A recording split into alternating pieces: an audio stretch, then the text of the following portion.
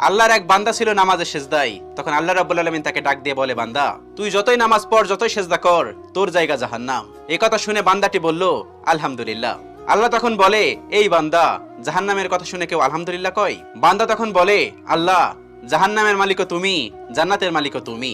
তুমি আল্লাহ খুশি হয়ে যদি আমাকে জাহান্নামও দাও, তাও আমার আপত্তি করার কোনো অধিকার নেই। আল্লাহ তখন বলেন, বান্দা, জাহান্নামে গেলে তুই পুড়ে যাবি, তোর খুব কষ্ট হবে। বান্দা তখন বলতেছে, আল্লাহ, কষ্ট শুধু আমার হবে না, তোমারও হবে। আল্লাহ তখন বলতেছে, বান্দা, তুই পুড়বি জাহান্নামের আগুনে, আমার কষ্ট হবে কেন? বান্দা তখন বলে, আল্লাহ, কোনো মায়ের কোল থেকে যদি কোনো বাচ্চা পানিতে পড়ে যায়, তাহলে কোনো মাই দূরে দাঁড়িয়ে থাকতে পারে না, দৌড়ে গিয়ে বাচ্চাকে কোলে নেয়। আমার বিশ্বাস, ওই মায়ের চেয়ে কোটি কোটি গুণ দয়া তোমার বেশি। আমাকে জাহান্নাম দিলে তুমিও আল্লাহ শান্তি পাবে না।